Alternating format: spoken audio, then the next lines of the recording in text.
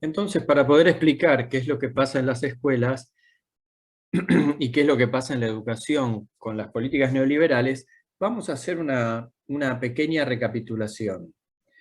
Nosotros habíamos visto que, de lo que veníamos diciendo, que la crisis del petróleo tuvo como consecuencia una crisis de precios internacionales que no demoró en transformarse en crisis de precios locales. Y habíamos visto que la crisis de precios, producto del incremento de los costos de los transportes y de las mercancías, había tenido como resultado una crisis, la crisis del trabajo, por un lado, y por otro lado, la crisis fiscal del Estado, que tuvo como consecuencia central el desfinanciamiento, en principio, de muchas de las áreas de las cuales el Estado era responsable. Como el Estado no podía, habíamos dicho que esta imposibilidad de recaudación hacía que el Estado no pudiera financiar la cantidad de prestaciones que el estado de bienestar aseguraba, producto de la crisis del trabajo y de la baja de recaudación, a pesar de los cambios fiscales y de lo que eso produjo en términos de inflación, lo que generó fue naturalmente la necesidad de, en principio, de que el Estado empezara a financiarse a través de la venta de las empresas públicas. Y esto dio lugar a una serie de políticas de privatización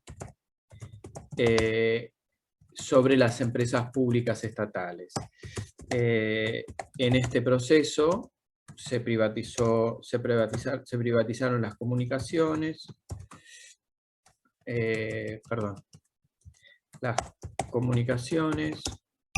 se privatizaron los servicios de agua, de gas, las rutas,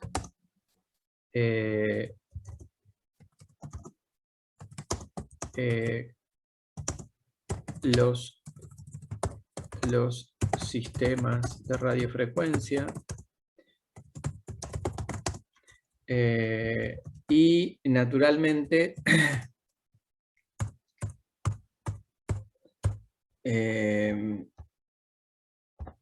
entre otras empresas que el Estado tenía, ¿no? Obviamente se privatizan los trenes, ¿no?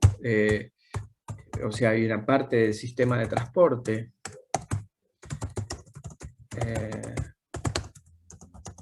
¿No? Esto es básicamente aerolíneas y trenes. Recordemos que en este contexto el servicio de transporte público de pasajeros, lo que son los colectivos y los servicios terrestres, en general ya tenían ya estaban privatizados, aunque siempre fueron subsidiados por el Estado, subsidios que se mantuvieron aún en el contexto de estas políticas, ¿no? Pero además de estos procesos que yo les decía, bueno, cuando ya se venden todas las empresas públicas, me faltó acá agregar, si quieren, para completar un poco el cuadro, telefonía, bueno, que está con comunicaciones, ¿no? Y electricidad.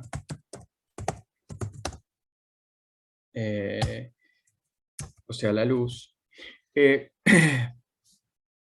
además de estos procesos que van requiriendo en el proceso de desmantelamiento del estado de bienestar, van requiriendo la implementación de un conjunto de políticas tendiente a que el Estado, que se va achicando, pueda obtener recursos para financiarse, ¿no? Y básicamente para financiar los servicios públicos. hasta que cuando ya se vendieron todas las empresas y no queda con qué financiar el Estado, quedan dos caminos. O se privatizan los servicios públicos, o vis a vis, o sea, o una cosa o ambas cosas, o una de las dos, se toma deuda,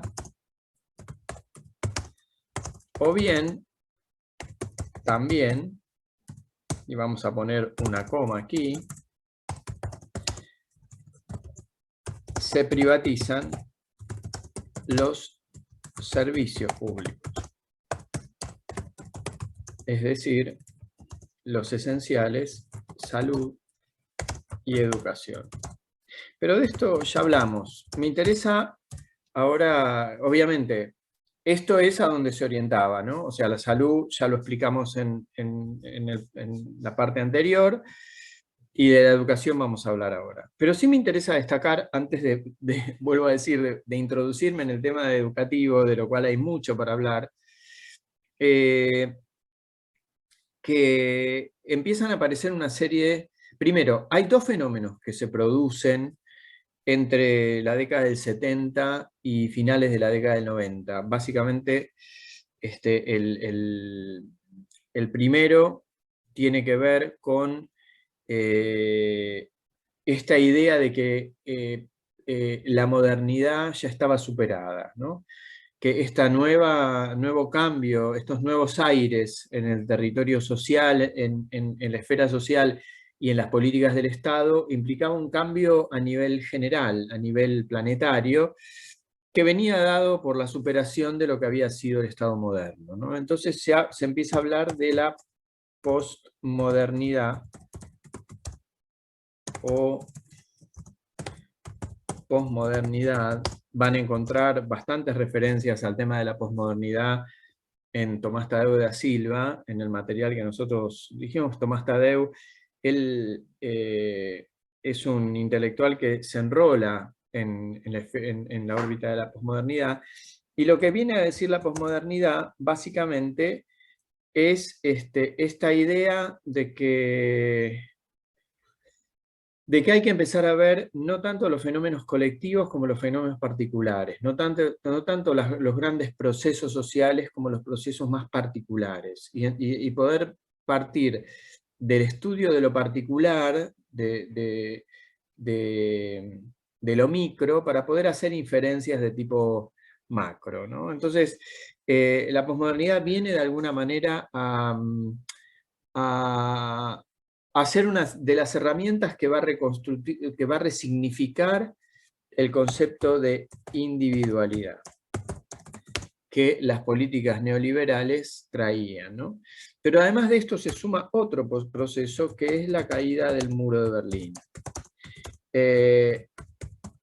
Y la caída del muro de Berlín no solo viene a ratificar en principio el éxito del capitalismo, o sea, como una especie de triunfo deportivo, o sea, finalmente después de tantas décadas el muro de Berlín cae, todo se unifica, y todo se unifica más o menos bajo el mismo régimen.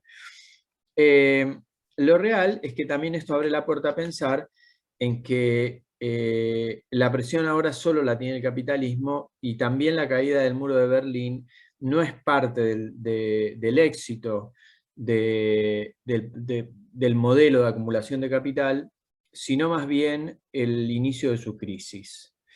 Pero bueno, en eso estamos, y quizá más contemporáneamente después vamos a hablar de esto en la última unidad, pero lo real es que cae el muro de Berlín, y el muro de Berlín esta caída parece como ratificar una serie de presupuestos que se venían postulando, ¿no?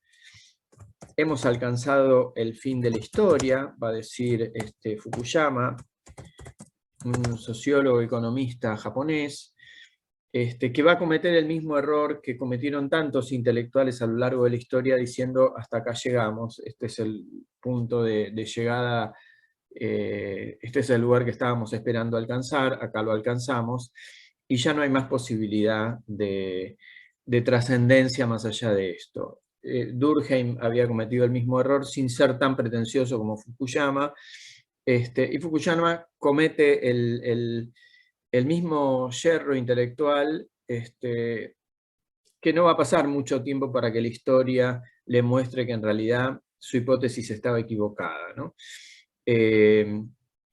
Se van a producir acá en esta época las invasiones a los países de Medio Oriente por parte de Estados Unidos, la disputa por la producción del petróleo, la guerra de Afganistán, en fin, hay una serie de procesos internacionales que están vinculados a la emergencia de ciertos cambios económicos que van a incidir en todos estos procesos. Pero a nivel simbólico, la caída del muro de Berlín va a marcar como el fin de las utopías, como esta idea de que el mundo capitalista siempre tenía, aunque no lo fuera en términos objetivos, pero sí en términos simbólicos,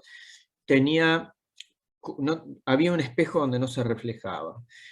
Y ese espejo era una posibilidad de construir un mundo mejor, ¿no? Ahora, estas ideas también es cierto que no irrumpen sobre un territorio liso y llano, sino que los países se van preparando, esto que yo decía en la primera parte de esta clase, ¿no? De cómo van cambiando las dictaduras en el continente latinoamericano y cómo se van organizando los países en función de esta restitución del imperio del mercado por sobre la intervención del Estado para el bienestar de la sociedad. Sin lugar a dudas, uno de los países que va a tener mayor incidencia sobre este proceso va a ser Chile, que es a lo largo de los años 80, pero sobre todo de los 90, un verdadero laboratorio de implementación de las políticas neoliberales, y uno de los escenarios que se utilizan para poder legitimar el discurso neoliberal. Pero me interesaba decir esto porque tanto la caída del muro de Berlín como la posmodernidad, que se va a ver reforzada por la caída del muro de Berlín, se va a ver incrementada en términos de estudios, de avances, etc. Hay una cantidad de intelectuales que producen en este marco, y que acuña una de las frases más interesantes, Marshall Berman, cuando expresa, citando a Marx, esta es la etapa en donde todos los sólidos se desvanecen en el aire, ¿no? Todo lo que habíamos sabido construir parece que se nos va como agua entre las manos, y después van a venir Bauman con la teoría del mundo líquido, ¿no? Pero bueno, como no nos vamos a meter en esa historia, yo simplemente a título de cita quería comentarles un poco esto, porque de verdad hay una lógica crítica que tiene que ver no solo con la crisis del estado de bienestar, sino que como la crisis del estado de bienestar es la ratificación de lo que el Mayo francés había expresado desde la izquierda y desde el pensamiento más vanguardista, reclamándole a ese Estado las promesas no cumplidas, bueno, acá vienen y dice, este Estado efectivamente no realizó las cosas que tenía que realizar, entre comillas, entonces lo que necesitamos es que haya un cambio de rol de Estado y haya otros ámbitos de intersección entre las relaciones sociales y las relaciones económicas que estén determinados por otro ámbito mucho más efectivo para esto. Y acá va a venir nuestro viejo amigo y conocido mercado, como ya lo volvimos a decir. Entonces, a título de repaso, quería mencionar estos procesos que también vienen a dar cuenta de la era neoliberal. Y a partir de acá va a aparecer la construcción del discurso neoliberal, va a venir acompañada de una serie de conceptos, ¿no? Yo les había comentado en esta misma clase el término de eficacia y eficiencia. Esta idea de ya un mundo que deja de ser bipolar, sino es un mundo gobernado por el mercado internacional, por el libre juego del comercio internacional, va a provocar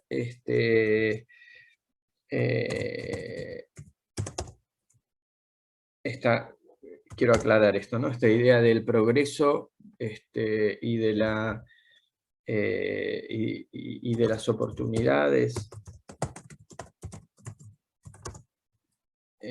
o de la planificación por la eficacia y la eficiencia en términos de uso y de aprovechamiento de los tiempos y de los recursos. Les decía, en esta idea de mundo unificado en términos del comercio internacional y de los mercados internacionales, ya no se va a hablar más de, o se va a sustituir el concepto de imperialismo y de nacionalidades, básicamente, por el de globalización y básicamente el de multinacionalidad. Entonces, esta idea de que el mundo se globaliza, las empresas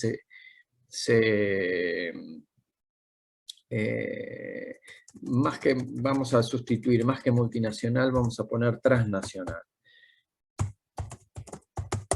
¿No? Esta idea de la globalización y de una dinámica transnacional que no solo va a abarcar territorios culturales, sino que esencialmente va a abarcar territorios económicos, ¿no? Entonces va a haber compraventa de empresas, participación de capital extranjero sobre industrias nacionales, no solo en nuestro país, sino en general en el mundo. Empresas que ya eran de origen multinacional, que van a empezar a comprar empresas nacionales que están en situación económica desventajosa. Empieza a haber lo que se llama una transnacionalización de la economía, que también va a alcanzar a la cultura. Entonces es interesante poder analizar estos fenómenos porque el mundo se empieza a ser un territorio mucho más complejo. Y en función de estos procesos de globalización y de transnacionalización de la economía, esta idea de estados chicos que administraran y de un mercado fuerte que regulara las relaciones de producción y las relaciones sociales eran las herramientas pertinentes para estar en línea con lo que el mundo está mostrando. Entonces, estos conceptos, fíjense, eficacia y eficiencia, globalización, transnacionalización, obviamente van a ir orientadas a esta idea de una construcción de corte más, más individual por encima de lo colectivo o de lo social. Entonces, este va a ser el contexto de esta idea del sálvese quien pueda, de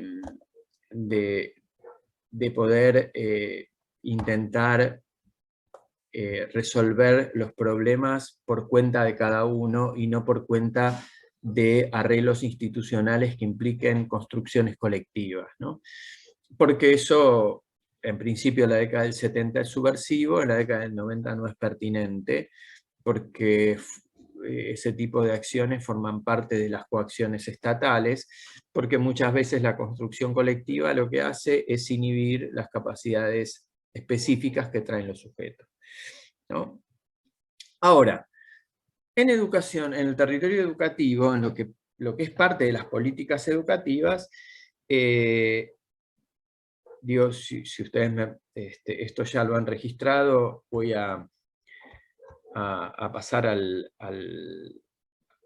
la pizarra siguiente, para que se pueda entender mejor y seguir explayándonos en este sentido.